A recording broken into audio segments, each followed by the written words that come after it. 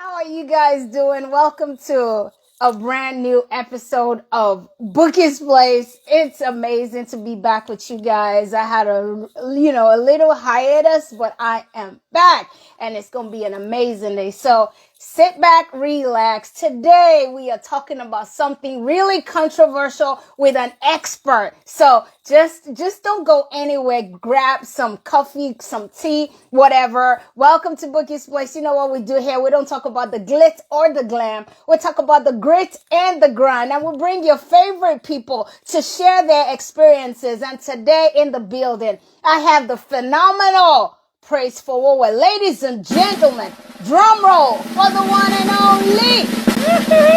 You like my Hello. mic? Hello, Bookie. Good to see you. Good to see you too. It's so amazing to have you here. Listen, it's going to be an amazing day and I'm excited already. I am super excited. We want to talk about something phenomenal, but first, let me welcome you to Bouqui'S Place. If you ain't at Bouqui'S Place, you ain't nowhere. Bouqui'S Place is the best place to be. And you know what we do in a world where everybody's talking about the things that don't matter? We try to talk about things that can, practically equip people with tools and resources that they need for their daily living. And you are an expert in like 100% of the aspects that we need in life. Because if your marriage is happy, and your life is happy, your motives are clean, you basically have a good life, right? So welcome to Bouqui'S Place. We're going to start like this. Let me just tell you how we do it. You're just going to tell us your story. You're just going to tell us your story from beginning, where you were born, how you transition, and wherever you flow to, we flow with you. So over to you.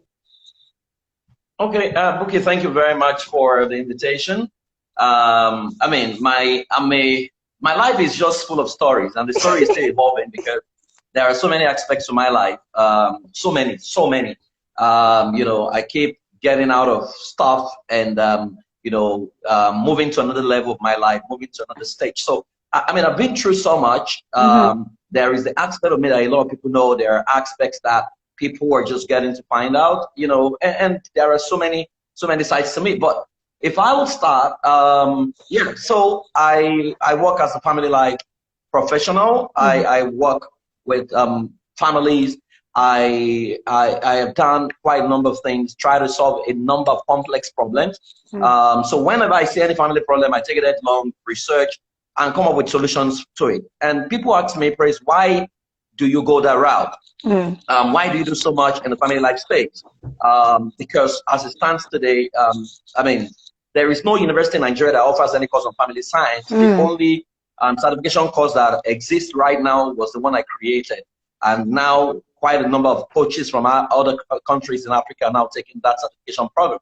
But I'll start from the beginning. I grew up, questioning things. I was called all kinds of names. I was called a talkative, called achocho, because I was just curious. And I'm still a curious soul. So I was precocious everywhere, but when I was 4, I had an auntie who lured me to the room and said we should, we wanted to play a little play. I didn't know what that was. So she started to play with my genital, and that was my first thing with sexual abuse, and that went on for like 4 years, thereabout till age 8. How old were you? Were 4 years old. I was 4 years. I was 4. So from ages 4 to 8, I'd totally lost my esteem. I was a bit quiet. I used to be very, very extroverted. I'd become very quiet. And, my dad was excited that I was quiet because I was no longer scattering the house, going everywhere, but he didn't know exactly what had gone wrong with me. Because from ages 8 to 12, another person took over, so I was just used to being used, that I'd become totally damaged at the age of 12. Now, at the age of 12, my dad was an Anglican priest, so he was very, very busy with church, and he didn't really have time for us, but the other thing was they moved him from one location to the other because they had to post them, so I grew up in so many places, odd places, that there was a place they posted him to, that we spent, I think the place is called Ishoyin. We spent 6 months there, and I just moved school again. Then they moved him after 6 months to another place in somewhere in Ondo State. You know, so you can imagine how I grew up with all kinds of people. That's why I went to like five primary. I went to like 3 primary schools, like 5 you know, 3 or 4 secondary schools and all. So it was totally a mess for me growing up, because at the age of 13, I'd become a wreck. I mean, my sexuality was awake. So sex was, everybody was sleeping with everybody around me, you know. So, and of course I was already damaged, and sex had become a language. So I would be called, what you would call a sex addict at the age of 16, thereabout, you know, totally a mess, you know. But, you know, my life was such that I was very active in church. I was playing drums, I was a musician, you know, I could play all the instruments and what have you, you know, but so people could hardly, you know, relate the real me with what, you know, what I was doing. So, I mean, my life was like that, totally a mess, you know, and I got on campus, and I got on campus because I was trying to run away from home. I didn't want to have anything to do with the toga, or because every little thing you did, people tell you call yourself a pastor's son, you call yourself a pastor's child. I was running away from that. So when I got into school, my first room was a room that had 14 guys, and 11 of them were smoking. You know, so they introduced cigarette to me, you know, so I joined them to smoke. So I wanted to run away from church, so I didn't want to have anything to do with church. So everything that had to do with church, I just detested it, because I just got tired, and I'd seen quite enough, you know, growing up as a pastor's child, that I didn't want to have anything to do. But somehow, because I play instruments, I was still drawn to church. I love music naturally, so wherever you found music, whether kegite or inside a church service, I would go.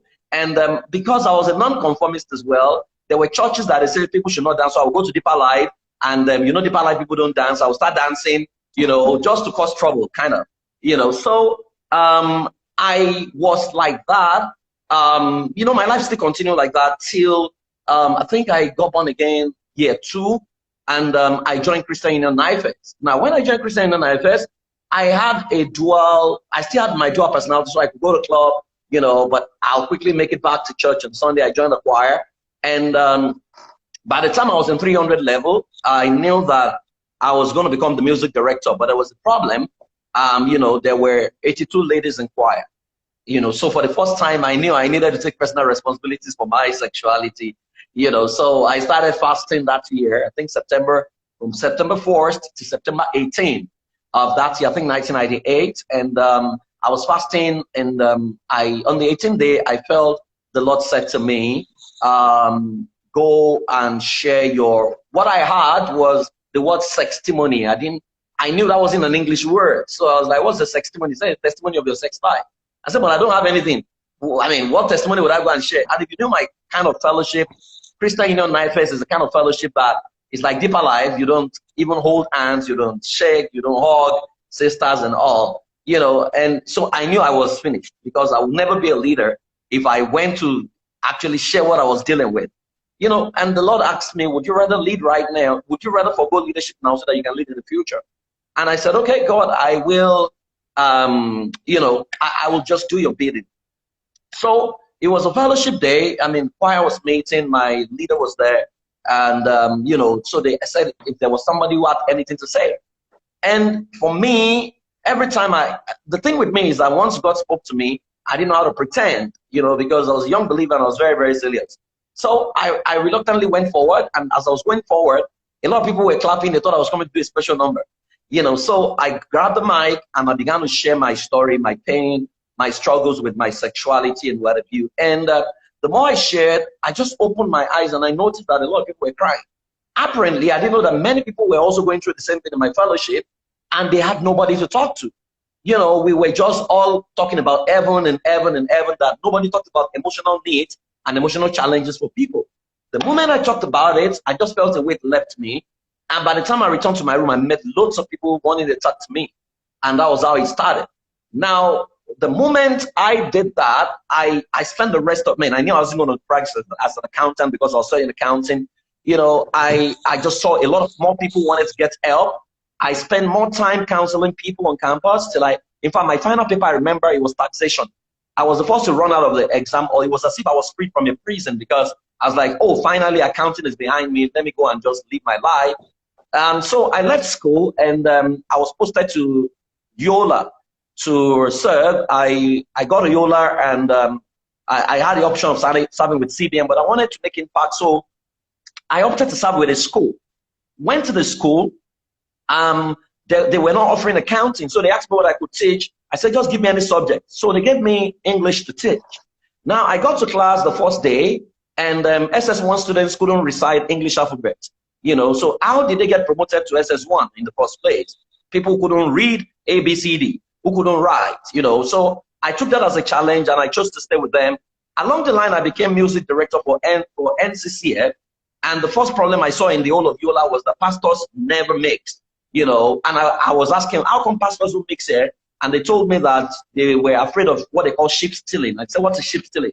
They said, if you came to preach for someone, his members might follow you. So people were very weary. So I caught a vision called Quick. The vision still holds in Yola, in Adamawa, till every year. There is an annual event for corporates, you know, in NCCA. You know, so I said, okay, let's bring the whole of Yola to worship God. So I brought people together, and I stayed with those kids. I mean, I look at my kids today, those kids who couldn't read and write.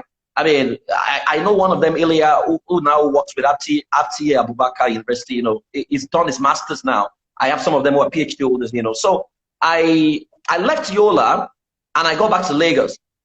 I used to live in Ajegunle. I went to Ajegunle one day, and I was taking a walk on a place called Bale Street. As I was taking a walk, I noticed teenagers prostituting in an hotel called Niger Hotel. These girls were between ages 13 to 16, thereabout. And I started complaining, what is this? Why is government not doing anything about this? You know, I just complained till I got to my house, and as I knelt down to pray, the Holy Spirit told me, well, you can do something. I said, no, I don't have money to rehabilitate. I'm just a bloody cop who just graduated. And the Lord said to me that, remember that when you were a bad boy, you could meet a girl that you've never met before in your life, ask her out that same day, and sleep with her that same day. That the gift you have is the power to convince people out of whatever they were doing. So he said, go and toast them out of prostitution. So the following night, I was back there disguised as a customer, you know, and that was how my sojourn into prostitute rehabilitation of command. I call them my sisters trapped behind the bars of prostitution. So I'll take my food to them, I'll sit with them, they'll tell me their names, Glory, and I'll use their names to talk about. I mean, those girls are literally sleep with like 11 men to break even every day, you know. So at some point, the more I talked to them, I talked them out of prostitution, they started going home, that I became an enemy to the owners of brothel. They met, and they said nobody must allow me into any brothel in Ajegunle. Then, as they were chasing me around, I found another place called Good Evening Street. Good Evening Street, the only thing that takes place there is prostitution 24/7. It's an entire close, you know, where you had all kinds of girls. So I went in there, made friends again, started working with those young people, I mean, those girls, talking them back home. And, you know, along the line, I started a fellowship inside the brothel, became their pastor. You know, I used to miss those girls right now, because prayer time, we'll hold hands and they'll raise their prayer points. Prayer points like, Pastor, I know Fowowe yesterday. Customers no come. You know, Pastor, I need 11 men to break even. You know, make them come in Jesus' name. And, you know, I couldn't say no to pray. And the following, they will do fellowship again, and they will testify. Pastor, my 13 men come yesterday, you know, we will. But as I worked with them, I noticed that prostitution was not just about poverty. That prostitution was about identity that had been stolen. Because for a lady to pray the law for 11 men meant that something had gone wrong with her identity. So I realized that over 300 commercial sex workers I worked with, none of them was sexual. There was not one who was not sexually abused like me. So I realized that abuse literally will steal your identity and hand over something else to you. That you stop seeing yourself as a being that must be respected. You start seeing yourself as a thing that must be used. So I decided to, because the more I took them out of prostitution, the more others came to replace them. It was as if those ones were waiting for their bed space. So I changed my strategy from rehabilitation to preventing, them from going in. So I set up a meeting in Nigeria called Gold in the Slum, which was a Sunday evening. When I set up that meeting, the meeting, we started with 11 people, so that they don't go into prostitution, because the young person in Nigeria was energetic, but they lack direction. So, and it was very tough to gather young people Sunday evening in Nigeria, because that's the time they club and do all kinds. So I started a meeting. It wasn't a religious meeting, but I was the one teaching every Sunday evening. I spent 7 years of my life doing that. And the meeting grew to like 480 every Sunday evening. A lot of rumor went around that maybe I was trying to start a church. I don't know why people are just, afraid, and I didn't have any plan, any mission to start a church, So as I began to do that, I began to research, and I realized that there were no content on helping children rise above child sexual abuse. So the first comprehensive sexual education kit in the country I produced, it was Dele, your cousin, that shot it. We wanted to know the perspective of an Islamic cleric on sex and sexual abuse, a pastor, a psychologist, a psychiatrist, and an entire DVD. So I grew the Ajegunle bit to a level. And so when I solved the problem of how parents, age-appropriate sexual education, which I created, what parents should teach their child about sex, then I found out that parenting was a major problem.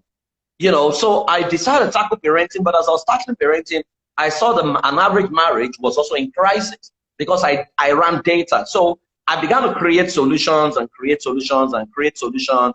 I literally worked myself to death. Worked myself to death in the sense that at some point I passed out. I was almost dead. At some point I did the work to an extent that I became very depressed. At some point I didn't get the kind of support I needed to get. So I became very, very upset with God. I literally backslided. I stopped just going to church for like a year thereabout, stopped everything, was ready to go back and start committing sin again.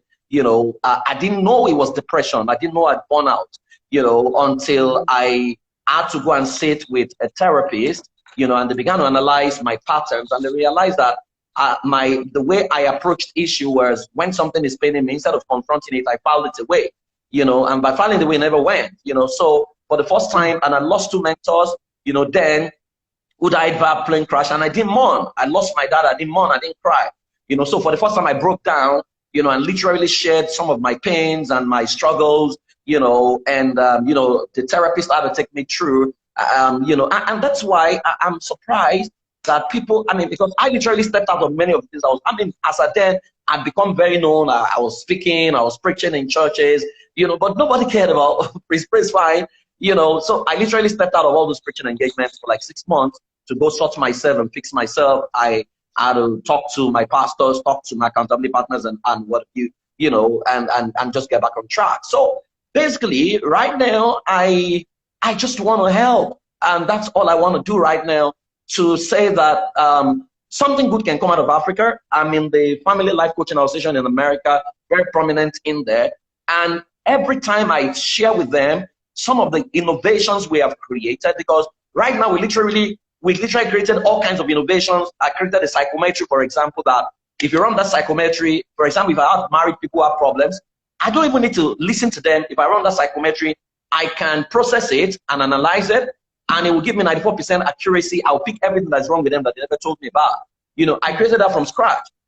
I created an entire curriculum, that people can use. Call it what is called user's manual. You want to know whether the guy is right for you, just use this user's manual. You know actually who not to marry, who to marry, and all those kind of things. Just created all kinds of things. I'm on that table. My life. I'm on that table. Yeah.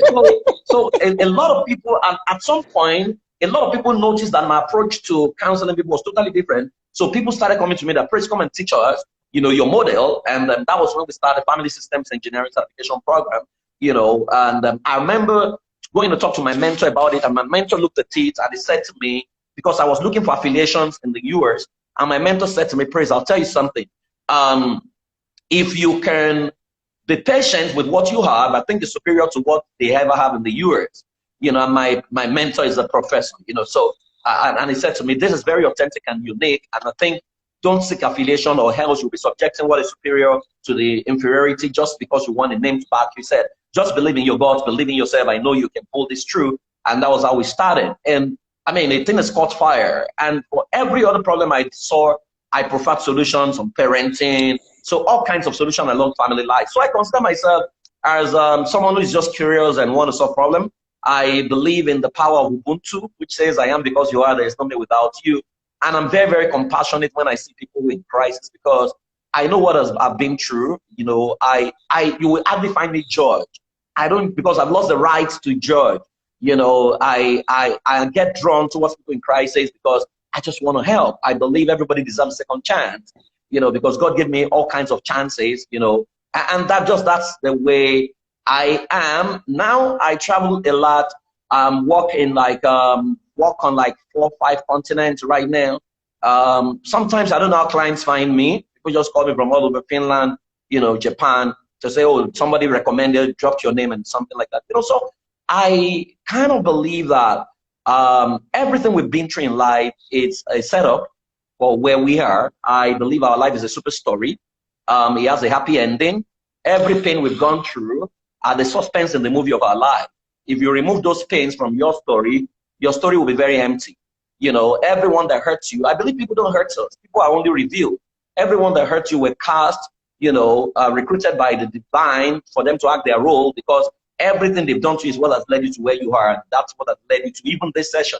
You know, so I never believe that everything happens by chance. You know, but I pick lessons from whatever. I embrace my shame. And I never make excuses for my errors, for my stupidity. You know, I take responsibility, I apologize for them, but I move on. I'm not going to allow it to define me. You know, and so when I look at Africa and I look at people and I look at the fact that children are still getting raped, children are still getting sexually molested, you know, my heart breaks. The marriages that can be salvaged are going through, you know, divorce, my heart breaks, you know, because I know there's a whole lot when I see ladies who are eligible for marriage and they are confused about who to marry, see guys, you know, I'm wondering what's going on.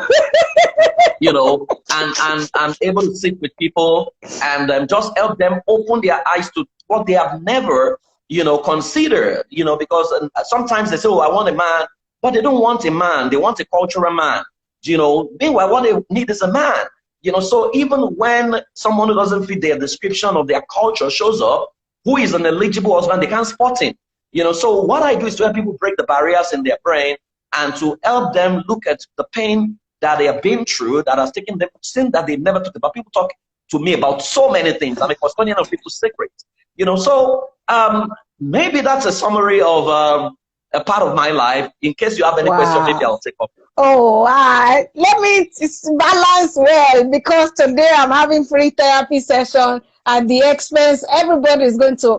I have a lot of. Oh my gosh, I have a lot of questions in my mind.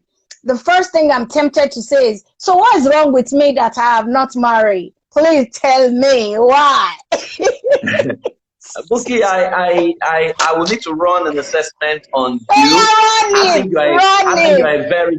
I think you are a good woman. I'm a great woman. Know, we will just check maybe the positioning. We'll check your friends and we check a few things. I don't have any friends. So if you don't have any friends, that's where we need to start from.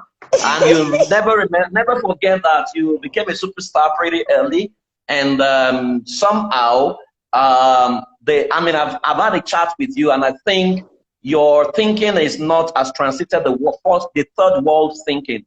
You know, you are a first world thinker trapped in the body of a third world lady.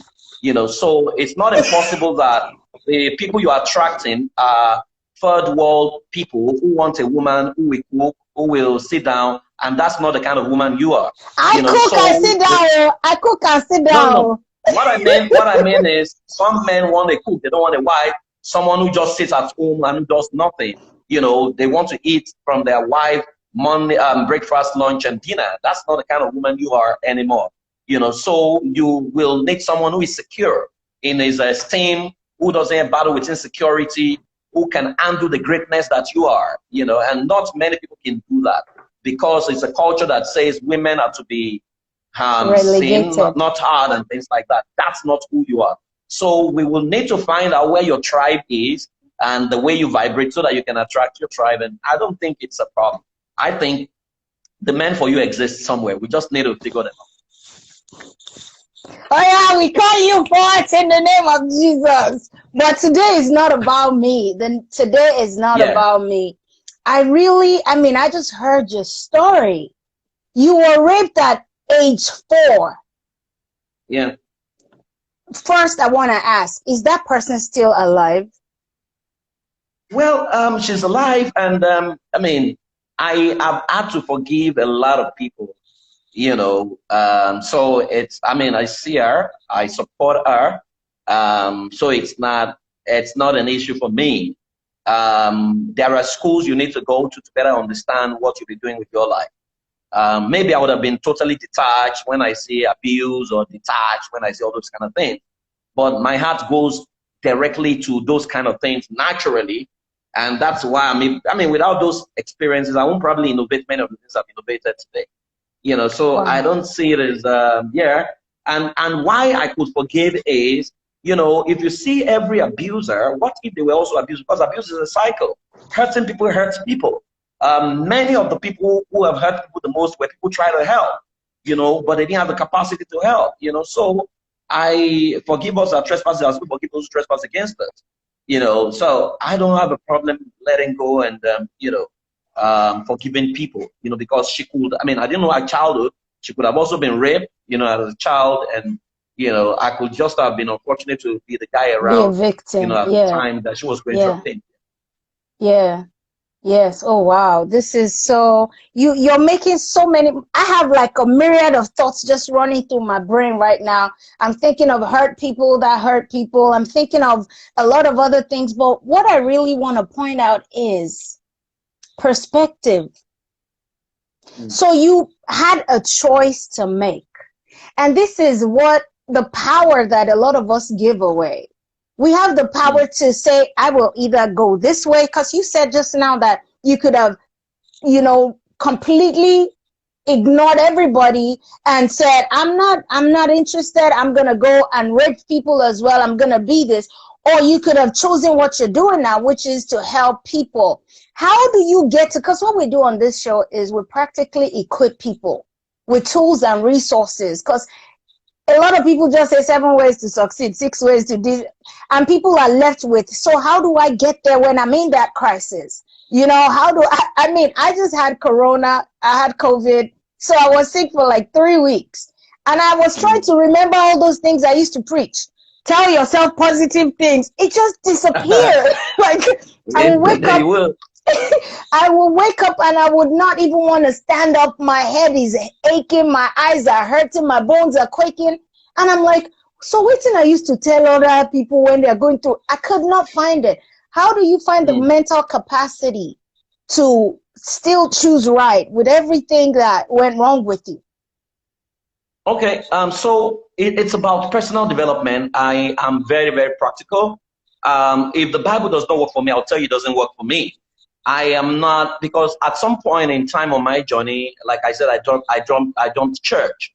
I didn't want to have anything to do with it because I felt we just teach too many theories that it's not practicable, you know. So I told God, I wanted to teach me your word by yourself, you know, and that was where my journey started again from, you know. But I also realized that there are 2 levels I can be. I can be at effect and I can be at fault. Effect is where I blame everyone for where I am. You know, I need to understand and situate and separate facts from emotion and opinion.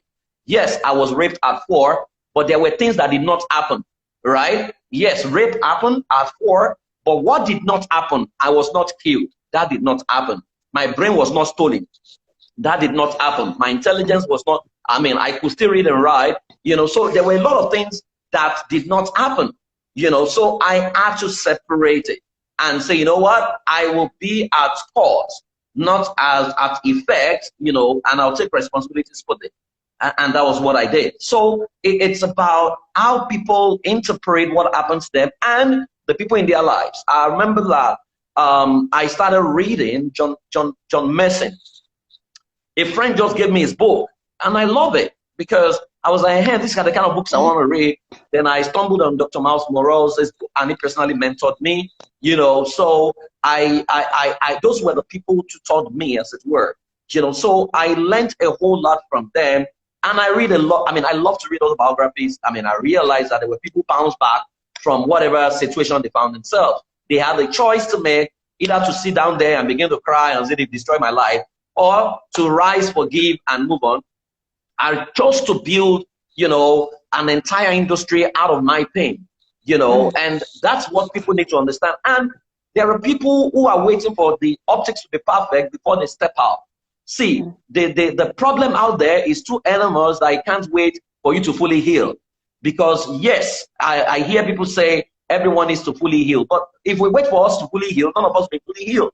Because people are still going to hurt you tomorrow. People are still going to hurt you next tomorrow. You know, but one thing you need to do is to create the right environment, create the right association around you, or people who can hold you accountable, you know, and who can ask you direct questions at every point in time, you know, and people will not spare your mediocrity in case you mess up as well, you know. So don't outgrow the system that you're placed around yourself, because when people outgrow the system, they become a monster, you know. So it's about understanding your limitation, understanding your strength, your weaknesses. In fact, I believe that God gave me the grace to do many of the things I did in the brutal way back, you know. In fact, I remember there was a day one of the girls locked me in and said she must sleep with me. I must sleep with her that day, you know. And I told her that I was going to kill myself, you know, and I'll break the door, you know. And she saw that I was very serious, you know. But I'm not sure if I go back right now to step. So you must know at what point to quit a certain stage of your life, because that grace may not be available,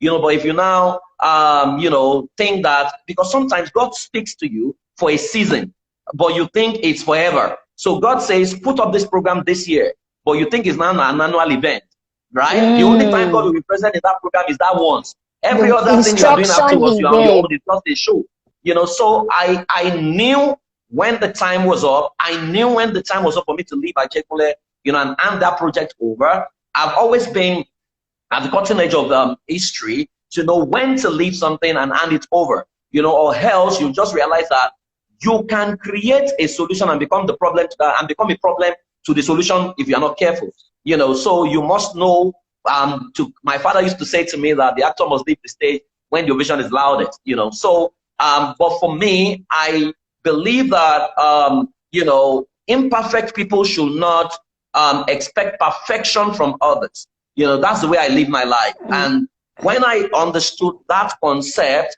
then judgment left me, and I realized that everyone needs a bit of love. And so everything I do right now, I place them on the scale of love, to say love is what our world needs. It's not even many of the religion that we proclaim that people need. It's love. You know, the next person needs love. The person who is robbing someone, it's love that is lacking. The person who is going to rape someone, there is no love in there. There's so much pain, you know, to say, how do we help? You know, how do we, but I'm still growing, but from the little I've seen in life, I have learned to understand that, you see, God gives us a new day, a new week, a new year for us to begin intelligently what we couldn't do well yesterday. But you have a choice to remain in yesterday or to move into your next day, because the future you want starts almost immediately. There is nothing I can do about 7 p.m. when we started this show, but I can do something about 9 p.m., which is still ahead of me. You know, so that's the way I see life, getting the things behind me, you know, reaching out for the things which is ahead. So sometimes I completely, when I was going through depression, you know, one of the things I completely forgot. I forgot every accomplishment.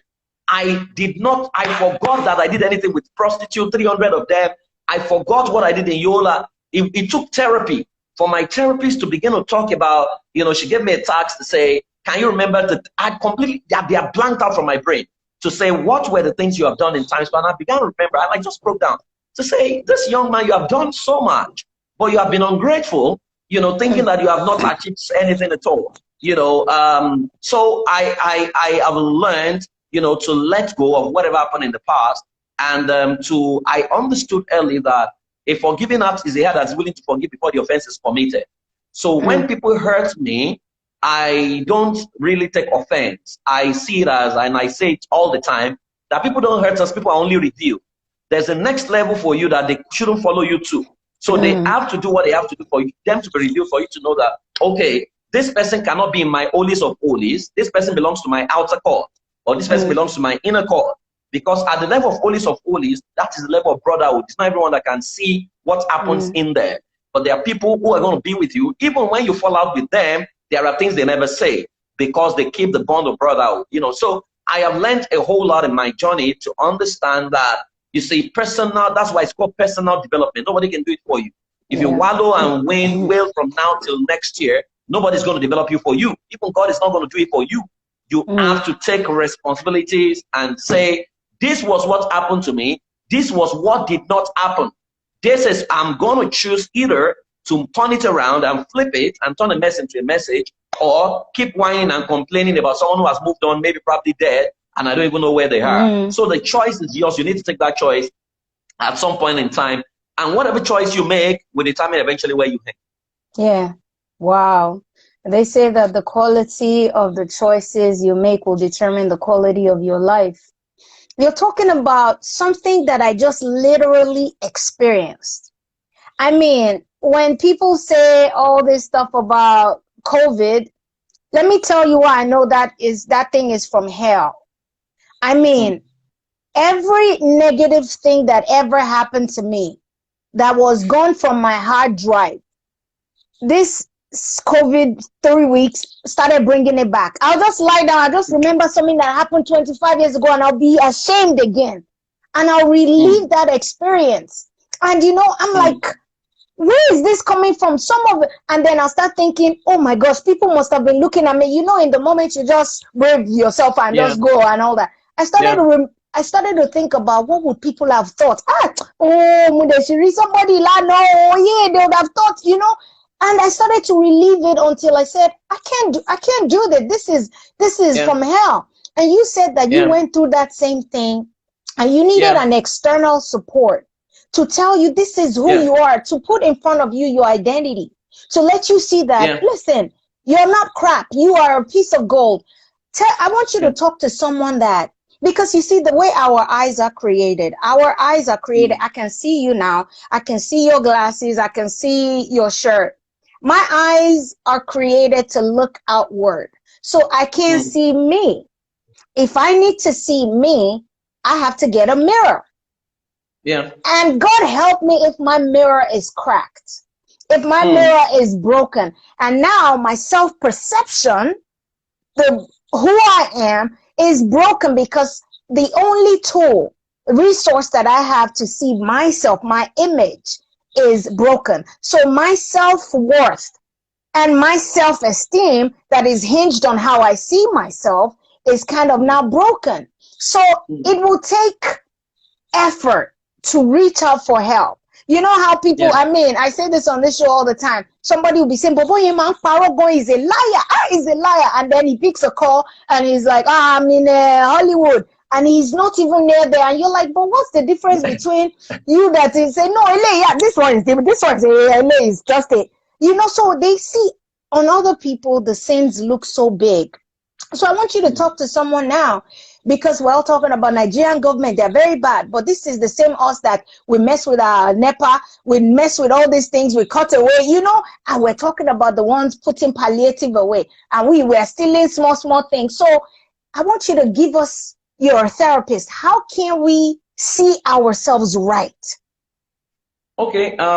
You see, there's a therapy I run through people. It's called the jar of life. The jar of life says the jar is divided into three. I mean, the first time I did my jar of life, I broke down.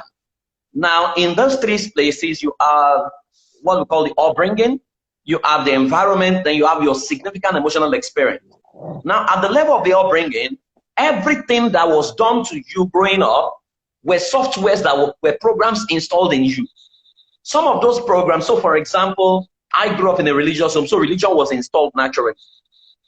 Then along the line, my dad was an Anglican priest who would preach against, drinking, but he drank at home, so hypocrisy was kind of installed, but it didn't look like anybody was teaching me, but I was observing it, but it was being installed. My father will give you meat if you came first at school, so that was conditional love. right? So conditional love was installed to say that you give something for something, right? The lady who molested me at age 4, you know, said that if I told someone they were going to die, so secrecy was installed. Do you understand? So if you add everything I went through as a child, all the programs installed, then by the time I got into the environment school, boys told me that you needed to lie to a girl for them to believe you. That was installed. That program was installed, you know, and, you know, all kinds of hypocrisy I saw around me was also installed, was reinforced. Significant emotional experience was getting born again. Yeah, so salvation was installed. But I was in church when I would sneak to the club, and I would see some of the spiritual people also sneak to the club. You know, so hypocrisy was reinforced. So everything, by the time you look at everything that has been installed and you check your job, you will understand why people behave the way they behave. Unfortunately, they are not aware that those programs have been subliminally installed because it operates at the unconscious level. That's why the Bible says, be transformed, renewal of your mind talks about uninstalling your self-sabotaging software. Who you are right now is a function of the building materials that your parents used to construct you. And some of these construction materials are faulty. So your foundation is already a mess. So when you see people lie, you know, they didn't just start lying. There is lie program installed. You only needed a trigger to come out. We don't know who we are until pressure is exerted. And that's the way many of us, that's why when people say, oh, the person became a thief when he joined politics. No, politics only revealed him to himself, revealed him to everybody. You know, so what people need, you need that honest, you know, bro around you who are not afraid of you, and they can feed you back, they can call you out. I have those kind of people in my life. I mean, if I told my friends some of the things I don't, they would look at me and say, Praise, you're very stupid. Right? They're going to say it out of love. The problem people have is we have not been scripted, to be honest. Unfortunately, the system that has scripted people not to be honest with people, unfortunately, is a religious faith. Everybody hides from everybody, right? So if you're in church, for example, let's say you feel funny, like a single lady, you feel funny and you feel, oh, I want to feel like kissing a guy. If you even say that, or say, I just feel like getting the kiss right now, the way people look at you, now everyone looking at you is also guilty, you know, but they are looking at you as if you are the worst of all sinners. They're going to judge you. And nobody will come and own up to a system that is judgmental driven, right? So what people need is the right atmosphere where they can be honest. And we need to create that. If it's not created, you need to find your honesty lounge, wherein you recruit people into your life, people you never lie to. And those are the people who can tell you, see, I mean, some of the people, one person close to me, told me this year that, Prince, you are very selfish. And honestly, if you look for a symbol of selflessness, I would say I was.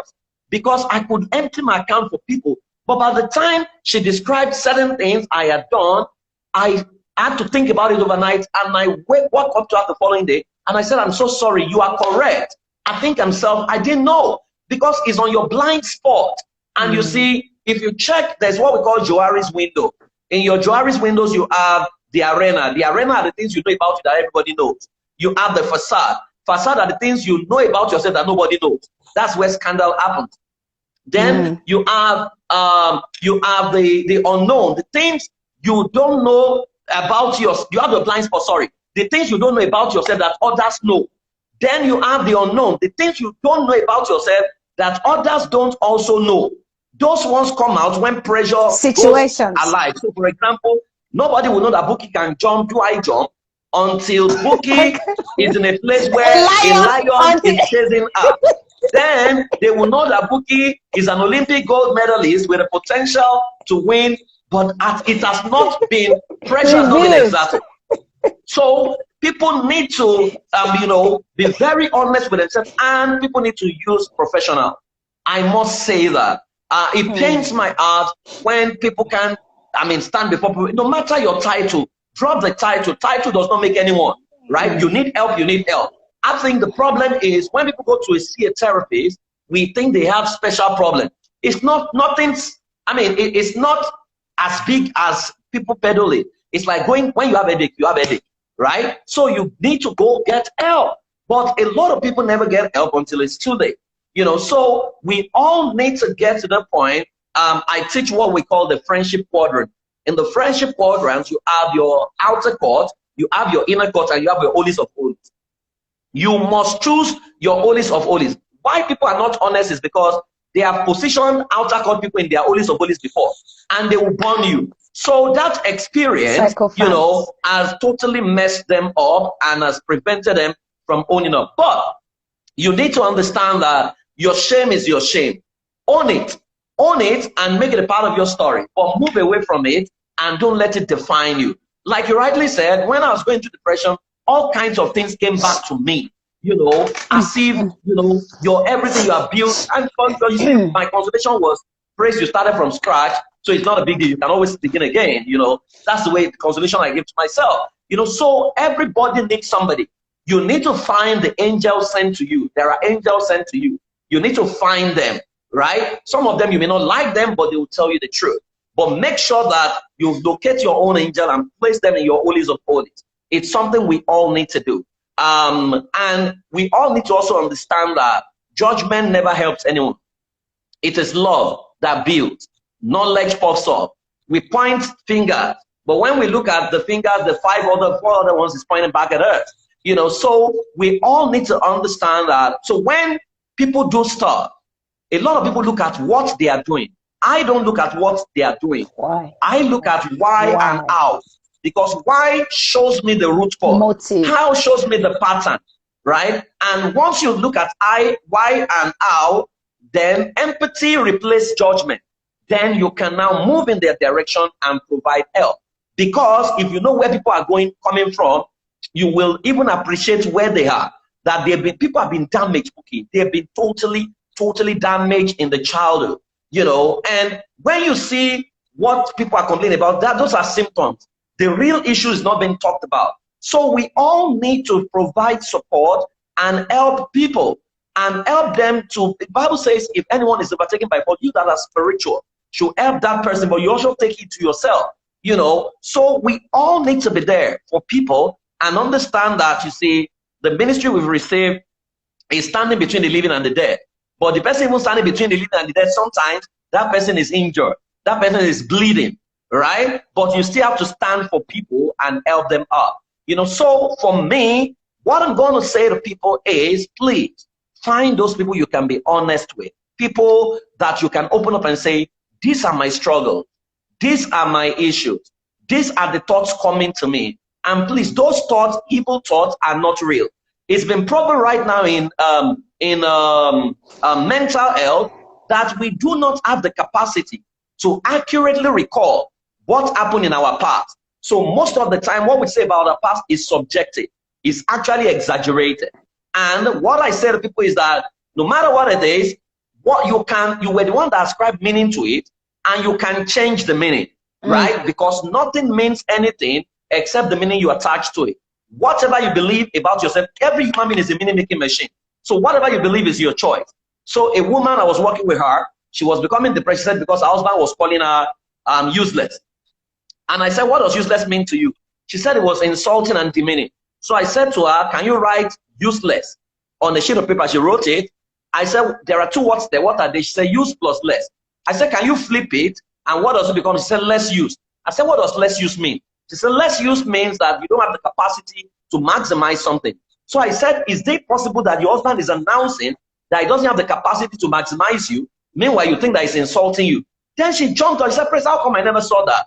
The same word, two different meanings. It's still the same thing. Like if I do this to you, they'll say, I am abusing your mother, right? But if you do this to a 2-year-old, the child will think you wanted to wave and your hand goes up and will join and wave bye-bye. If you do this to a 4-year-old, he will think it's high five and come and do high five with you. If you go to Anglican church and you wear cassock and you stand on the pulpit and you do waka, church will stand up because they think you want to close the service. Nothing means anything but the meaning we attach to it. Make your meaning work for you.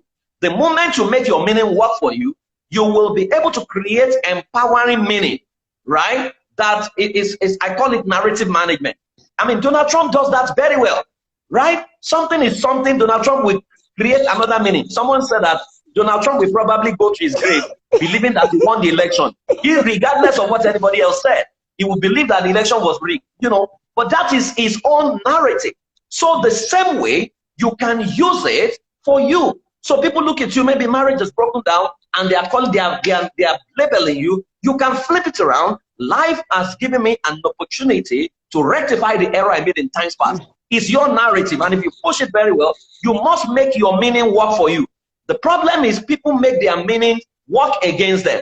The world is about narrative management, and the amazing thing about your mind does not know the difference between what is real and what is simulated, right? It's garbage in, garbage out. That's why you can watch a movie, you knew it was a movie, you knew the actor did not die, you bought the movie with your money, in the movie the actor died and you are crying, right? That's the power of your mind. So your mind does not know those meanings. Then, in the human mind is like the DSTV, right? You are the one that has the remote control. In your mind, you have the horror movie channel, every battle that happens to you. In your mind, you have the bliss channel. In your mind, you have the love channel. You have the sports channel.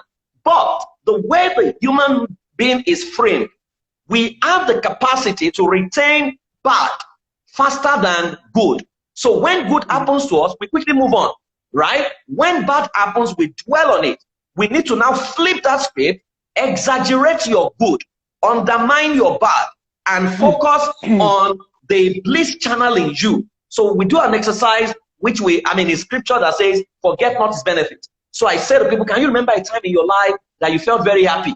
Can you go back to that time, feel what you felt, hear what you heard? You know, so that time that you were battling COVID and the devil was bringing back, he was doing memory recall for you, bringing back bad experience. What has happened is when those bad experiences happen to you, you did not create an empowering meaning for them. If you have owned the meaning and changed the meaning at that level, if he brought them back, the new meaning is what you'll be saying, right? To you say, know how and the new meaning is, you know what I did to overcome that? I started to think of everything that went right in my life. Fantastic. So think of things that are pure. So you go back and you can even simulate what has not happened. Your mind does not know the difference. It just believes that it has happened, and you will begin to open up the pathways within you, and you realize that your body begins to secrete the feel-good hormones, which is dopamine, into you, and before you know it, your strength gets back, right? But if you focus on the horror movie, the bad things that happen, the bad things that happen to you is not the only thing happening in your life. There are several other things happening that you are not paying attention to. Exaggerate those ones, exaggerate them, you know, and so don't let the one aspect of your life now define the totality of you. That's an exercise everybody needs to learn. Unfortunately, we have not been taught to meditate in Africa because it's not part of our culture. So a lot of people can't even recollect the good that they have done because everything that's done is the bad, and the society will label them. They will call them all kinds of names, label them based on a condition that human beings have survived before, where human beings have choice to rise above. People will label you, but don't live your life for people. There's an audience that needs your message. Find that audience, take your message to them, and you realize that, and that's one of the most powerful lessons I've learned, that I do not live my life for fans club. The audience is never consistent. If you play well, watch football. They'll say, hey, hey, hey. When you play badly, the same people will say, who, who, who. That's the crowd. They are never consistent. Perform for an audience of one. What does God have to say about me? And that's all the man. But beyond that, what do you have to say about yourself? Once there's alignment between God and you, you're just fine. Right. Wow. Wow. And you know what? I think the age of social media makes it so bad because now you compare. Comparison is something that just incapacitates you and stops you in your track. For instance, you know, you're talking about creating memories and thoughts that can change your atmosphere. And you said something about every event is nebulous. It's the meaning you attach to it that really holds, you know, and, you know, in a world where you have a dream in your heart, you know what God has said about you. You have a dream in your heart, and you take your dream, your little budding dream, and you go on social media. You're excited about the dream. You're like, oh man, I'm going to do it. And then you go on social media and you see somebody else's high, you know, like highlighted show reel, and then you compare your budding dream to someone's finished product, and in your eyes you fall short, and you're just like, I'm gonna carry this dream. It can never be like this anyway. And so you take something that has in it the potential to become everything God has called you to be. You throw it away because it doesn't measure in that moment to something that you're seeing on social media. And that's really something very important. I want you to talk about that. How can we've talked about seeing yourself right, perform for an audience of one. Jesus, the same people that say, hey, your God Messiah, and then ones that say, oh, you know, they are very inconsistent. And, you know, and you also said something about never make permanent choices on temporary situations. So many things you've said, you know, so I just want to, oh, Lord, give me the right question. I just have so many of these thoughts running through my mind, but I want you to talk. Let me talk about Bouquie, about the social media thing, right? One thing I tell people is this: your journey is your journey. It's not somebody else's journey, right? You were not born like us. You were born by yourself, right? And one of the things I never do, I'm very, very authentic. I don't copy people. I don't, right? I don't do what many of the things people do because I believe that my journey is different from everyone. Now, you have to choose between living your life and being popular. It's a choice you need to make. I need you to see, the people at the back can't hear what you just said, so I need you to say it again.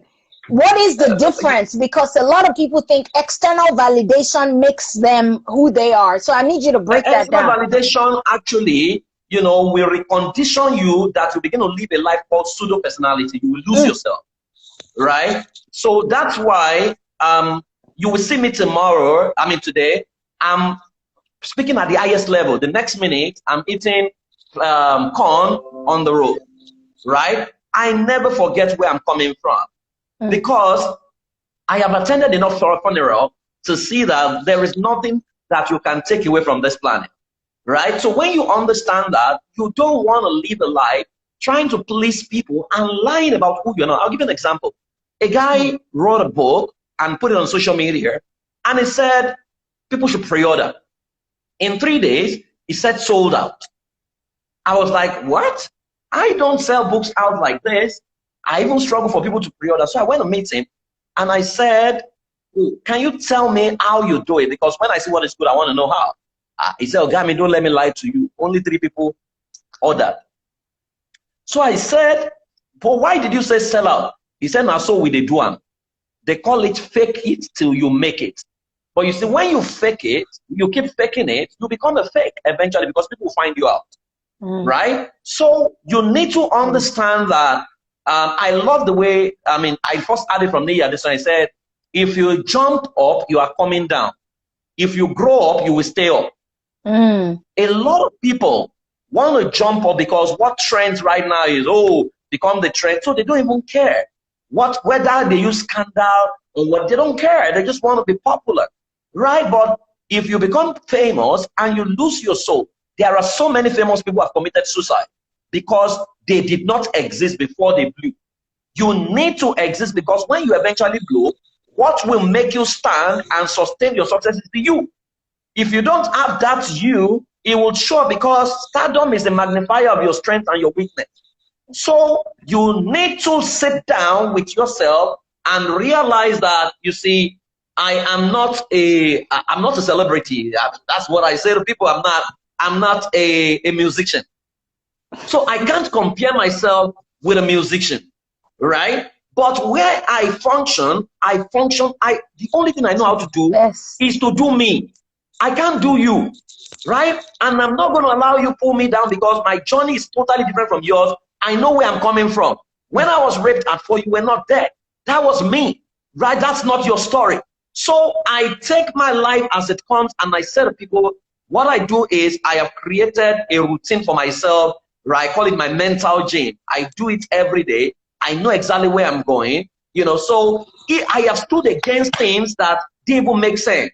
When I discover some truth, I take it out. People tell me, oh, you know, Grace, you know, pastors will not like you. This, I said, excuse me, I'm not living my life for pastor or for church. I'm living my life for me. right? There was a time people say, oh, you have word, you know, let them come and ordain you. If I was called to come and be ordained, I ran away. And there's always, why did you run away? I said, because I know what I'm dealing with. I don't want to take a title that I will do some things and I can't go for altar call. You know, let me just remain a church member, you know. So people need to understand that you are yourself. And what I say to people is that find what makes you happy, where H stands for your heart. Your heart never deceives you. What does your heart tell you? You're the best heart. What is it that when you do it so well? That's H. H stands for your ability. You came in with your ability. There were things that school would never teach you. Nobody can teach you that, right? You just met yourself, you do it so well. So for example, if you don't have music, you don't have it. I mean, when you watch, many of these reality shows where they say people come and sing, you just laugh and laugh and laugh, and how did someone carry himself from it? If there's no music in you, there is no music in you. You can't force it, right? Okay, some of us, music comes naturally with us, you know, so you need to find your ability. What is that thing that you're naturally good with? Even people talk about it except you. So that's your A. The next P, the first P is your personality. If you check your art, you check your ability, you line it with your personality, you will find out why you are introvert and why you are an extrovert. The next P is your passion. What is it that takes away your food, your time? What is that activity that when you're doing it, you don't remember food, you don't remember time, you don't remember anything? For example, I'm talking to you right now, I'm not checking the time because I can do this till tomorrow morning. You know, that's what I just love to do, right? You need to find that then why is yesterday? What happened in your past that you don't want others to repeat, right? If you can answer your HAPPY, you will find what makes you happy. And you will realize that you're happy. What makes you happy is not what makes Bouquie happy, right? Because my yesterday is not Bouquie's yesterday. My art is not Bouquie's art. My ability is not her ability. My personality is not a personality. My passion is not a passion. Then you will be comfortable in your skin. So I did a program called Releasing Your Personal Power, that people have to find their personal power, but people have to accept their personal power. The problem people have is, and it's not their personal, it's not a problem that they created by themselves. The world is scripted in a way that makes you doubt your power in difference to someone else's power. That's the way the world is framed. So you will need to literally take yourself out of that cocoon that you have been scripted into to say, this is me, right? Don't turn me into who I am not. Because the easiest way I say it to people is this. If you go to Oshodi tomorrow, 7 a.m., and you jump up and you say, I am Shakosha. Shakosha means nothing. People will think that you are mad. If you go there the following day and jump, I am Shakosha, 7 a.m., they'll be looking at you. If you do that consistently for 20 days, by the 21st day when you show up, they say Shakosha is coming, Shakosha is coming. As you jump up, people will jump with you. That's influence. That if you do the same thing consistently without wavering, giving it your ultimate focus, it will give way. That sector will give way to you. A lot of people begin to follow you because the world will stand aside for a man who knows where he's going. The problem with many of us is we have not accepted ourselves because we think someone else is better than you. Nobody is better than you. What we owe every man is honor. But you must not deny yourself. That's why it pains me when I see human beings shake before people, scream before people. You are talking to someone, you know, maybe because it's anointed, you think it's anointed, because everybody has anointing, then you are shaking. You have to lose yourself. I'm not going to lose myself to be accepted by anybody. No, but that's what people do unconsciously. They become unconsciously competent at being someone else because they want to please someone else. Ultimately, they lose themselves. And let me tell you, nobody's going to buy a clone. Everybody wants the original. And the only original that exists is you. And you have to do you the way you are and do you well because nobody can do you. Nobody can do you the way you do you. Whoa, whoa, whoa. Listen, man, I hope this is helping you guys. There is only one you. And the only way that you can find that you is self-discovery. You go on a self-discovery journey and you find who the problem you've been created to solve. And I'm listening to you and it's just funny because these things were thrown at you just like my past was thrown at me. And the choice we made directed, I mean, it was just like a reflection of the solution that we've been created to solve. You know, like whatever, you know, happens to you kind of like is an indication of what, you know, you've been created to solve. It's now dependent on how you choose to see it. Because if you see it wrong, then you can be engulfed in self-pity, or you can rise above it, just like you're saying. You said something about guarding the so yesterday I read an article about a man of God that was sleeping with people, and he had this thing, I think Maine girls or Maine whatever, they had something, and he's been messing around. So I want you, and you also said something about own yourself and all that. At what point do I know this is a problem? Because you said put the right people, Reverend Sam, 5 P's, proper people placement, prevent problems. We know that. So at what point do I know that this is a problem that needs to be solved? Or, you know what, let's cover him. Let's cover him. At what point does the church stop covering? You know what I'm saying? At what point do they call you out? At what point do they say, you know what, this is someone that can heal. This is someone that can get better. Where do they draw the line? Do you understand my question? You see, we must not get to the point where stardom becomes more important than our soul, or where the quest to be liked. I have been called out before, Bouquie, and I have called myself out before. Do you understand? So you need to understand. How are you called out? How are you called out? So I have this, I have this cycle around me. There was this particular lady who was getting close to me, and I was getting close to her, right? And I had someone who called me and said, Praise, can you define your relationship with this person, or else it's looking like you're already on the express lane, and I wasn't aware, honestly, right? And at some other point in time, when I realized, because my heart goes out to people. In fact, one of the easiest ways to find your expression in my life is to have pain. I'll just dump everything, but at some point you get too comfortable and you're not defining the relationship, right? So when I get to the point when the conversation is getting into, oh, I have missed you today, I have missed you, I call myself out. I check myself in to say, this is what I'm doing, this is wrong, right? I need help. So we all need to have someone we are accountable to. I think the problem we have is this. People don't hear those kind of stories on the pulpit more. Maybe people hear that, oh, you can be called out, you can call yourself out, that it was proper. I left speaking for 6 months, right? I stopped it because I needed to get help. So when people hear this, because what we share on the pulpit is how God did break through, how God, nobody talks about, I had to with my wife, nobody talks about, I almost beat up my wife, nobody talks about, oh, I have the propensity to be a wife beater. Nobody talks about, oh, I have, what do you call it? I could become an adulterer. Nobody talks about that because everybody tries to worship the man, and the man loves to keep the worship. It's not going to help anyone. So we need to get to the point where and the thing is, you see, when you begin to commit sin and you don't see it as a sin, and you can't even apologize for your sin, it becomes a bigger problem. And I think that's the real issue, that people can't even say, I am sorry for what I have done. Can I step aside for some time so that I can get healing? I can get help. You were not born with this pulpit, you grew into it. There was a time nobody knew you. We all have to understand that. And long after you are gone, nobody is obliged to remember you. So when people understand that, they will not hold tightly to position and say, oh, if I come out to say I need help, people will look down on me. Let the people look down on you. I remember way back when I was going to open up myself on campus, those were one of my fears. That if you tell people you are struggling with pornography and blah, blah, blah, blah, blah, they will not respect you again. And I remember what my mother used to say, that the best song, if you sing it for 3 months, you'll pick another one. So if they talk about your story, they'll pick another story. But be sure that you get help. And you also need to understand that. So if you're a pastor, for example, you know that your past, where you're coming from, you had the women thing.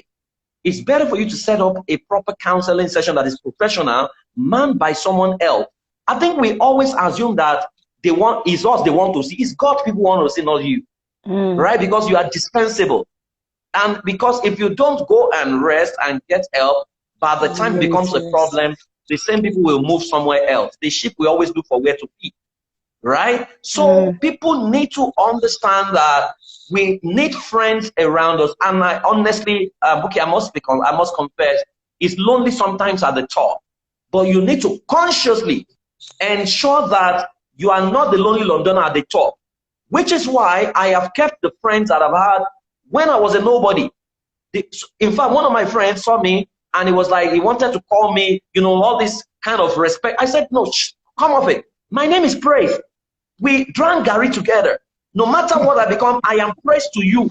I'm not going to, because the moment he begins to feel he's a man of God, then when I begin to misbehave, he can't call me to other. He must be able to call me to other, right? And those are the kind of relationship we can't just be doing ministry friend and we can't call ourselves to other. No, we need to help one another, right? And that's why you need authentic friends around. Never lose your friend, and don't turn your friends to mentees.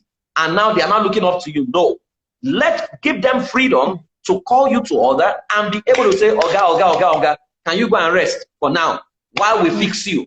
Because when burnout happens, when depression happens, people can do mad things that they don't imagine that they can do, right? And they can't even understand it. But in trying to undo yourself, trying to cover it up, trying to pretend as if you are fine, that's where the crisis comes, because you will slump deeper and deeper and deeper into bigger problems if you don't get help. You said something about apologizing for your fall or weaknesses or whatever you've done. How about identifying? A lot of people don't even know it's wrong. Or is it that they know in their hearts is wrong and they're just putting up a front? Because I know some people right now, they're doing some, of course, there's always some people doing some things, and you're trying to paint a picture that this is the repercussion, the consequences of what you're doing. And they're like, no, this is what I'm doing. Is it that people consciously tell themselves an alternative reality, or they don't recognize it? Because, you know, it's until I recognize that, oh, I'm a liar, that's when I can start fixing it. But if I say, I didn't lie now, Shebi, I just said that the kidney is just a modification, you know? So at what point do we now start to really look at ourselves, peel off all the layers? You've talked about accountability, you've talked about transparency, you know, because people, you can place right people around you. If they tell you things and you don't want to hear it, but they will say, look, you know what, I'm out of here. You know what I'm saying? Then they should call you out. If you're not willing to hear, they should call you out, because they're not going to help you at that point. You see, the thing is, I think it doesn't start with people telling themselves alternative reality. I think it starts from people knowing that something is wrong. But let's look at the way we worship people, right? I'm sorry to use the Pentecostal movement. The way it works is somebody just shows up and says, God called me, right? So there is nobody to call him to order. Is the Alpha and the Omega. When you are the Alpha and the Omega of any system, you are almost as good as dead. It's not just even in adultery, when it comes to money, financial accountability, and several other areas, right? But what people need to understand is that you are a man before man of God, right? And when you are a man, you are immortal, you live in the human flesh, right? So you always have to understand that we're not built to be independent, we're built to be interdependent. So at whatever level you are, you need people that you can place above you. So power cannot be more important than your person. We all need to understand that. And let me say this carefully. We all have the propensity to mess up in whatever area, right? In one area or the other, that you're serving grace with people who genuinely love you and can call you out or call you to order and say, I don't think this is right, right? If you respect those people, then you will listen to them. But what I think happens is when you are surrounded by psychopaths who you get angry and they say it's holy anger, you slap someone, they say Jesus ought to scatter the temple, you know, who begins to create narrative that fits your ego because they feast on you and they feed on you. When you have those kind of people around you, that's where the problem lies. And usually what happens is such people begins to eliminate people can call them to order. And that's why you must not belong to any system that you are the Alpha and the Omega. The system must be bigger than you. You can't be bigger than the system.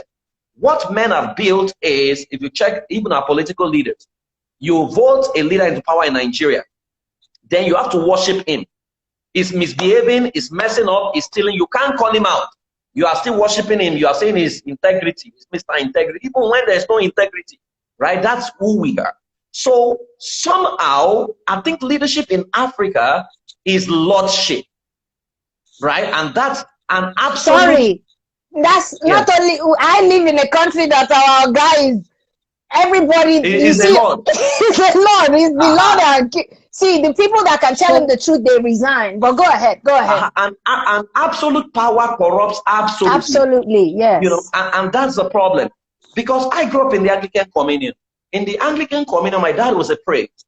They could call him to order. There was the PCC that could checkmate him. There were so many organizations, so many people that I remember that once a month, they would question him. Once in a year, rendered account. So people could take it. In fact, there was a time the people shut the church.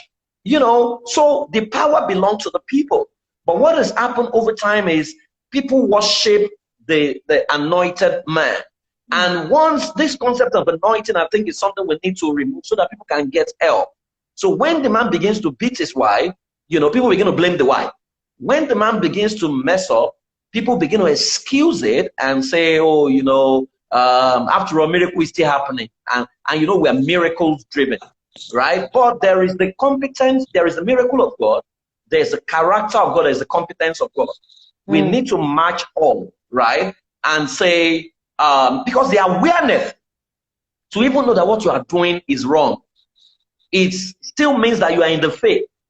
When you get to that point where you are no longer aware, then most likely you have gotten to a state of reprobacy where at that point even God cannot help you. It's left you to yourself to be doing whatever you feel like doing. And that's why you see consistently people justified it and they say it never happened, or they keep quiet about it, or they become bullish about it because they know that you have money and nobody can call you to order. But at that time, what I do is I get on my knees and I pray for such people. And sometimes the ones I have access to, I can. And I literally share my life with them to say, you know what? See, we have all had challenges at one time or the other. It's not the challenge that is the issue. The challenge is the feedback that something is going wrong with your soul and you need to fix it, right? And you need to get help. You can't fall in love with the pulpit so much that you can't get help for your soul. Because if you gain the pulpit and you lose your soul, you are still lost. You know, so I think it's about raising leaders that we can now begin to hold accountable to say, you know what, you start by challenging them. If a leader teaches error, for example, do you walk up to them? I was in a meeting and someone was teaching that if you don't wake up to pray at 2 a.m., you know, that you are a weak believer because that's the time witches go to meetings. And I put up my hand and I said, sir, I don't agree. And I said 2 a.m. of which of the time zone? Is it Pacific? Is it West African time? Which of the time zone? And apparently the man did not know that there are different time zones. Do you understand? Wow. So because we permit a lot of these things, I think my duty is to honor anyone, but also assist, right? Because people can be assisted if they are willing. But the moment you outgrow assistance and you are not willing to listen, then God will even answers off you and leave you to go and face the public. And the public court is never a pleasant public. It's never a pleasant place that you want to be, right? But again, my default mode is, why is this thing happening and what can we do to help? That's my default mode in all of this, because I have to maintain my neutrality in many of the cases. Because in the judicial system, for example, when they catch a rapist, you know, what we do is we say we jail, because we're assuming that the jail time, which is justified, we're assuming that the jail time we correct the behavior. But jail does not correct the behavior, right? So yes, while he's in jail, can we administer therapy and help the person and find out the pain in the person's life? Because there is a pain somewhere in the person's life that you need to now confront and deal with and help the person. You know, so it's a whole lot that is at stake. And some people have been totally messed up from their childhood, you know, that we need to provide help. But you have to be willing to get help, because nobody can help you if you are willing to get help. Not even God can help you. And we can't just continue in sin and just expect that grace is going to abound. Wow. You know, I'm listening to you and we're past 1 hour, but I'm going to let you go soon. But I want to talk about the family. because this is like your specialty. I heard you on Pastor Nike's live, and you were talking about your role, your family decree on your wall, and your mission statement and your vision for your family and all that. So we're going to use the family, just we'll place it on what we're talking about, which is like our purpose in life, you know. So can I succeed without a vision? 2 questions I want to ask. The first one I wanted to ask was, so you said something about hypocrisy was installed in you because of what your dad did. And they say, show me, don't tell me what to do. Show me how to do as I do, don't do as I say. You know, so I want you to talk about that first before we go into the family. Well, it's family too. So your dad was preaching something on the pulpit, and he was doing completely something different at home. And you were looking at what he was doing. And I'm sure even in the mornings, he would still preach to you because, you know, 6 a.m. prayer time and everything. So how can you talk to people that are in a place of power? Because now not everybody is a pastor, you know, but they are in a place of power, and they have people looking up to them. They have people they mentor. They have people that, you know, emulate their lifestyle. How do you prevent that hypocrisy from, you know, because I don't know, I don't even know how to frame that question, but you know, how can we be authentic? Go ahead. You see, again, I don't use labels. So hypocrisy is what humanity has called it. I'll just call it dual personality. Because again, if you analyze my dad and analyze how he grew up, you will find out why he behaves that way. If I do his own jar of life, I would see why he's doing that. Do you understand? Right? That if we can't stand the reality about people. So see the way parents raise their children, right? How do children learn to lie? Because children have learned that the first time they owned up about what they did, you beat them. So pain taught a child that on this planet, to escape pain, you have to lie. Right? So he told the lie the next time, and he was not punished. And the people who owned up, they were punished. So take, for instance, someone is in church, a single lady, a single guy, right? They belong to a group of people. They belong to a group of singles. They know everyone is sleeping with everyone in the group. But they feel ashamed of what they're doing, and they go and report to pastor. They say, Pastor, we've been having sex. What is the response? You suspend them, you put them at the back of the church, and you say, you know what? And you shame them. Now their friends are laughing to say, see, me, I won't tell. Now, unknown to them, unknown to everyone, we have created a system that is not going to make people become honest. So they have to invent lies to avoid pain, because there are 2 motivations in life.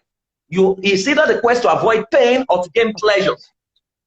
So if we stay long in that system, whether in the family or in the church or in the workplace, before you know it, lying about who we are becomes a default, so that we can avoid shame. Even check the way we were trained in school. The guys who scored 0/10 in math, what did we do? We brought them out. We said they should sing for them. Meanwhile, those were the guys who excelled at sport. They were the ones who represented the school in relay, in football. Because their intelligence could not find expression in math, we shame them for what they have not mastered. So the fact that we can't handle shame is why a lot of people behave that way. Because for example, my dad was an adult. Who cares whether he drinks or he doesn't drink, right? But because he had to put up a front, right? Yeah, he had to put up a front for people who also drink in their house anyway. You know, so everybody comes to church and we have to pretend as if we are holy. That's why nobody fights during church service. But when they get to the car park, they start fighting from car park. You know, so what we need to do is to take it slow. There is nothing you are doing that surprises God. God is not caught unaware. He knows you. And when he sees the authentic, he's willing to help you. Even Paul talked about, the things he doesn't want to do that he begins to do. He talks about 3 times I besought you, but he says your grace is sufficient for me, for your strength is made perfect in my weakness, and things like that. So we need to first at home create an environment where our children can tell us the truth, right? If your child stumbles on porn, can your child trust you to handle what is about to say? That, Mom, I watch porn. What is your response? Say, yeah, pa, you are a useless boy. Da, da, da, da, da. You begin to beat him. Next time, he's not going to tell you. So every environment we have created has not given people the liberty to be honest. Because what our world understands is that when I fail or when I fall, people are going to laugh at me, and nobody loves being laughed at. So people would rather hide their mistakes, hide their error, so for example, we're having this show, my phone dropped, in other climb, somebody will say, how can he do that? He has filed the show, but excuse me, it's a natural error that can happen anytime. Anywhere. So we are not used to accepting ourselves as human beings. You are a human being. You are fallible. You can make mistakes, and you are allowed to make mistakes. But you need to do something about your mistakes and rise above your mistakes. That's what we need to begin to teach. And so when people make mistakes around us, instead of shaming them, we can put our arms around them and show them how to do it and boost their confidence and tell them they can do it. Once we begin to do that, hypocrisy will totally be eliminated.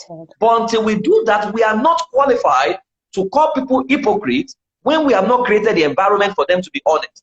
When our default response is punishment.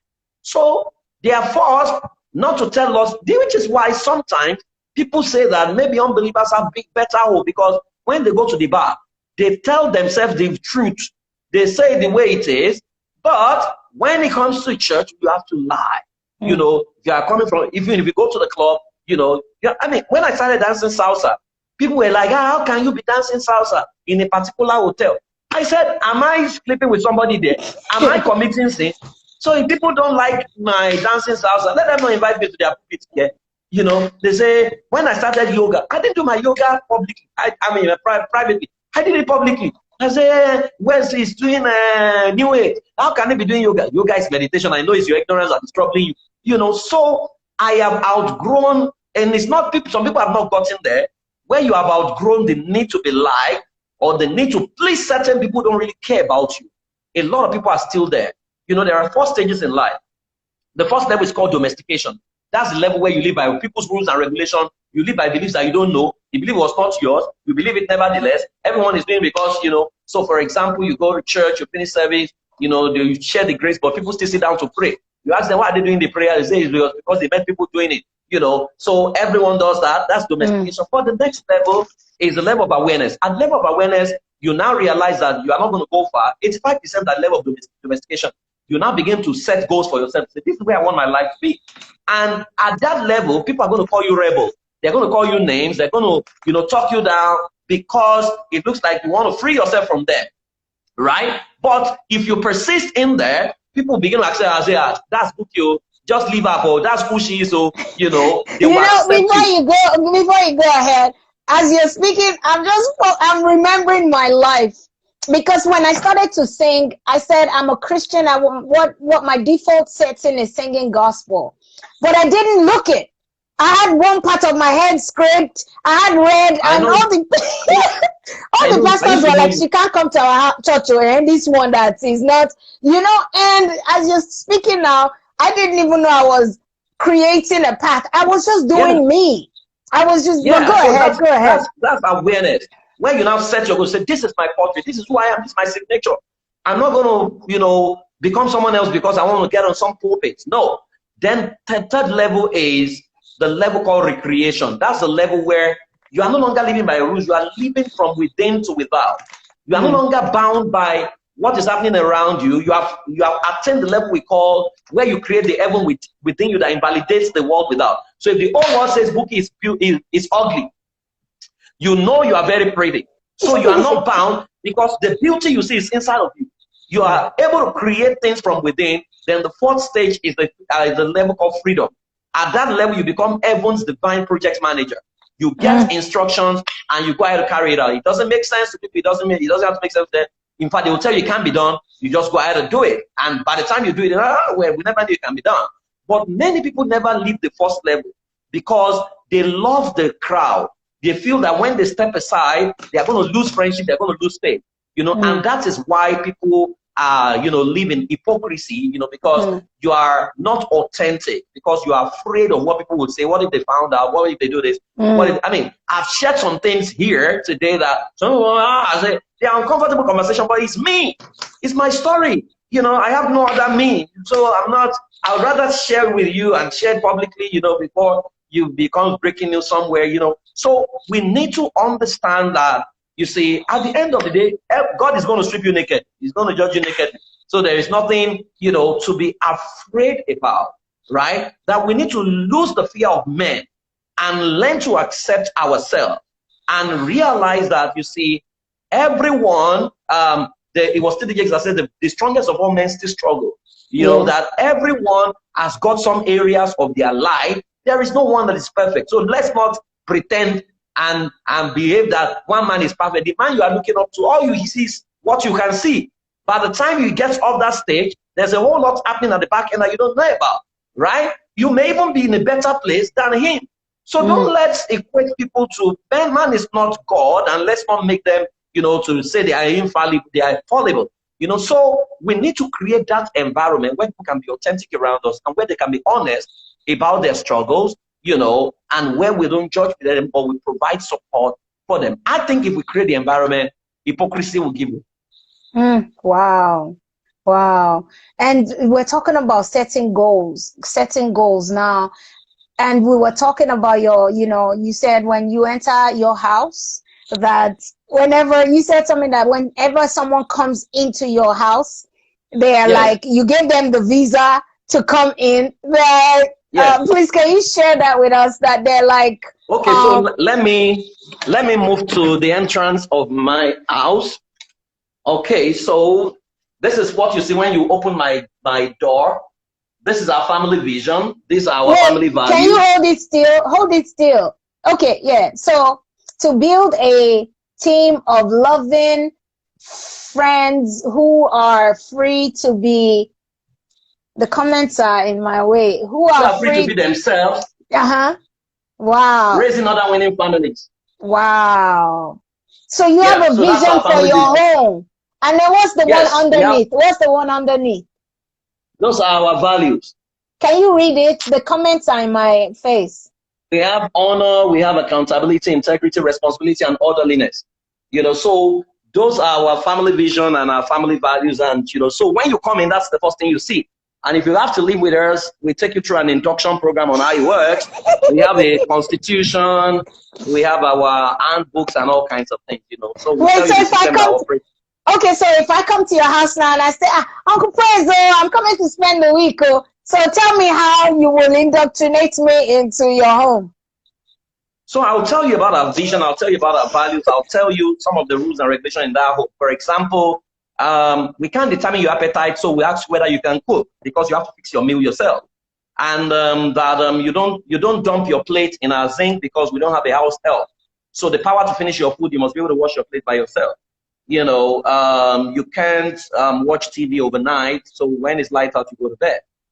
So we'll run you through how everything works here. And basically the basic things that runs our home.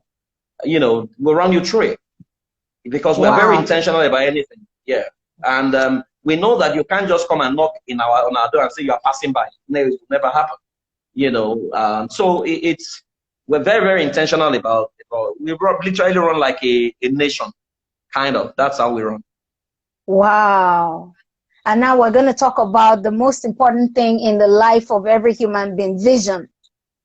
Now you have a vision, you have a vision statement. The Bible says, write it down, make it plain, put it on, so that people that see it can run with it. That's exactly what you've done on your wall. How do I write a vision for my life as a person? I'm not married. How do I write a vision? I'm a man, I'm a woman. How do I write a vision? How do I set my goals? How do I make sure I stick to them and execute them? How do I get the power to do these things?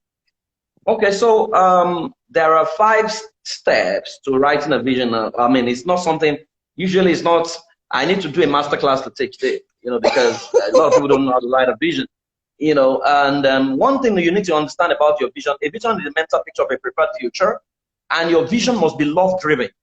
Most of the vision in Africa is not love-driven, and that's why it doesn't last. Check all the global conglomerates. You will find at the base of their vision is love. So Google says that our vision is to organize the world's information and make them accessible at a click. Walmart says that we want to make affordable to the poor what the rich can afford. So you find love in there. So the first step is your identity. Your vision must have your identity. Then the number 2 must have your identity qualifier. Who are you? What type of you are you? Number 3 is your spin. Your spin is what we call your USP. Your vision must have your unique selling proposition. Unique selling point. Something that stands you out from everybody. Then number 4 must be who is the immediate beneficiary of your vision. If you do 1, 2, 3, who will be the immediate beneficiary?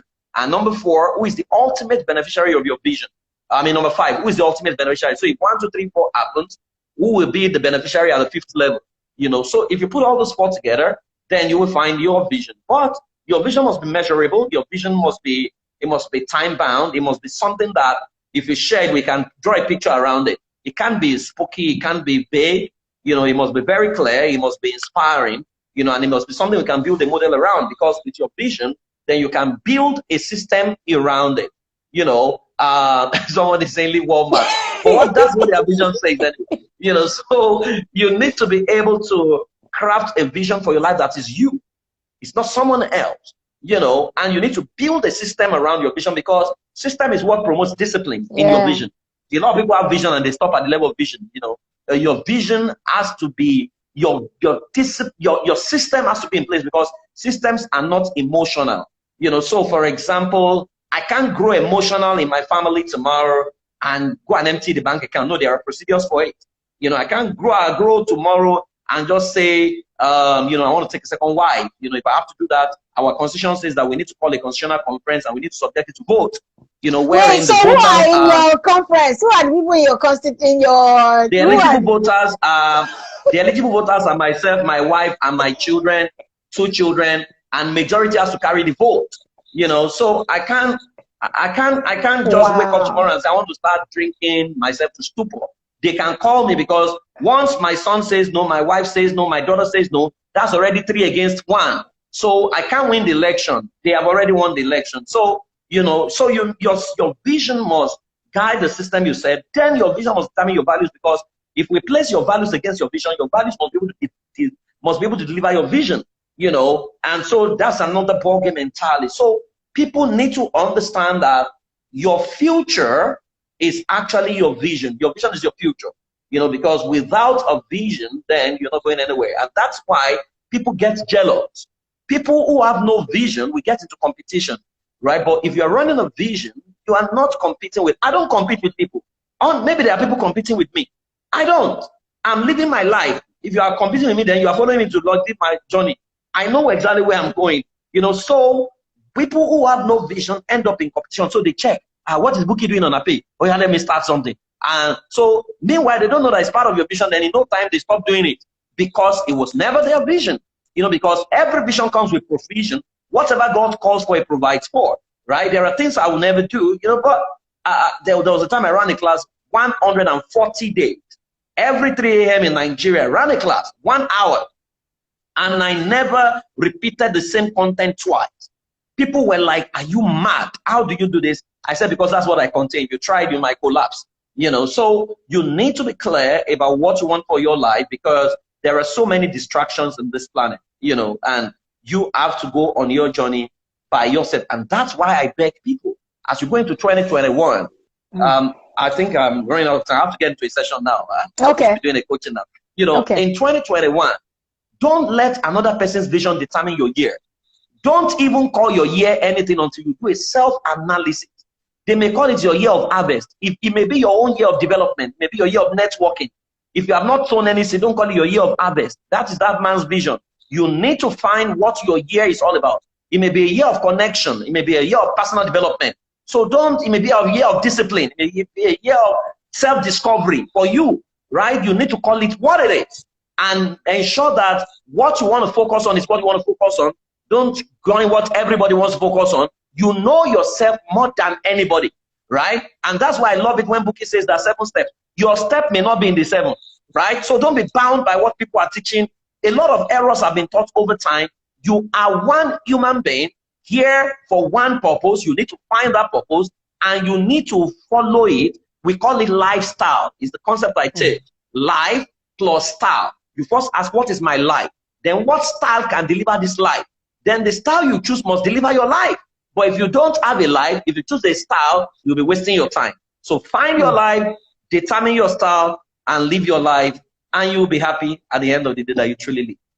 And you'll be happy at the end of the day that you truly lived. Oh my gosh, thank you so, so much. If we want to find resources from you on the stuff you teach, where can we find them? What's your website and stuff? I am Fowowe.com is my website. I am Fowowe.com.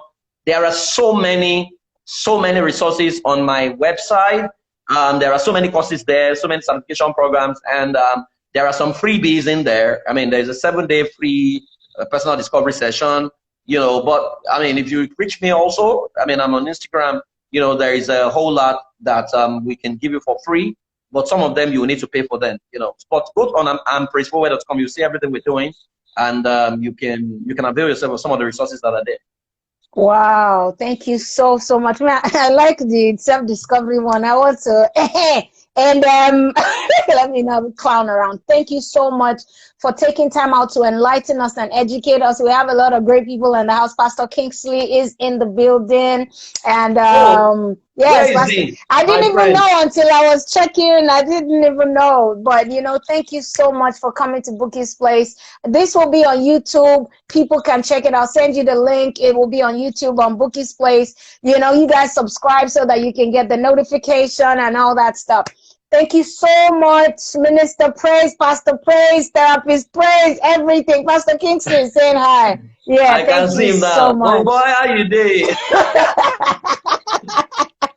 He's my brother. I love him so much. He's been here. I love him too. He's been here too. Amazing, yes, he's an amazing person. Yes. So let me let you go so that you can prevent. His wife makes one of the best natural juices I've ever tasted. Pastor Mildred, I mean, she gives me that all the time. Pastor Kingsley, I'm coming to Nigeria. All these people that are hiding, when I come, I will come and drink natural juice. Thank you so much. God bless you. God bless you. God bless you. All right. Have a great and Merry Christmas in advance. Wish you the same. Wish you the same, Bouquie. Have a fantastic day. You too. Thank you. All right. God bless you. Okay.